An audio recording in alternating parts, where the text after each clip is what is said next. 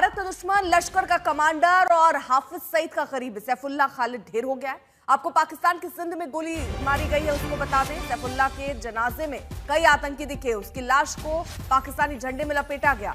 Operation सिंदूर के बाद पाकिस्तान में लश्कर के टॉप आतंकियों की सुरक्षा में पाक आर्मी और ISI ने इजाफा किया था। सैफुल्लाह को भी लश्कर की तरफ से घर से ज्यादा बाहर निकलने के लिए कहा गया था, लेकिन कल उसको घर से निकलते ही गोली मार दी गई।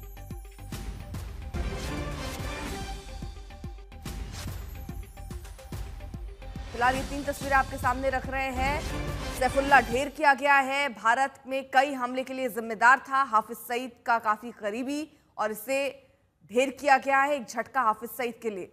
अरविंद हमारे साथ, हमारे सहयोगी इस वक्त जुड़ चुके हैं। अरविंद, आतंकवाद किस तरह से खत्म हो रहा है? कुछ अज्ञात लोग पाकिस्तान में किस तरह कहर बट पाए हुए, ये भी दिख रहा है। यानी आतंकी अब किसी तरह सुरक्षित ना महसूस करें खुद को।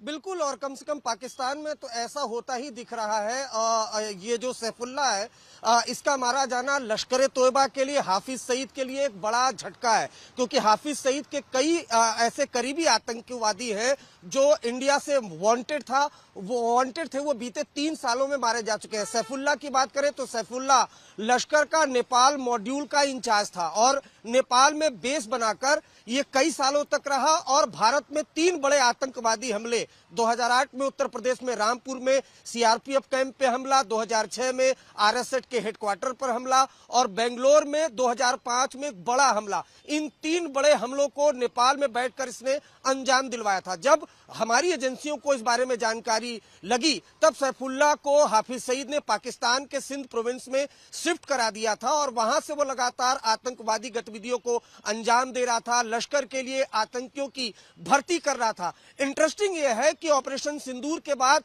हाफिज सईद ने, लश्कर ने सैफुल्लाह को कहा था कि वो घर से कम निकले, उसकी सिक्योरिटी बढ़ाई गई थी। पाक आर्मी और पाकिस्तानी खुफिया एजेंसी ISI ने उसकी सिक्योरिटी बढ़ा दी थी, लेकिन जैसे ही कल वो घर से बाहर निकला, अज्ञात हमलावरों ने, अननोन गनमैन ने ताबड़तोड़ गोलियां उसे मारी और तड़प तड़प कर वो मरा है।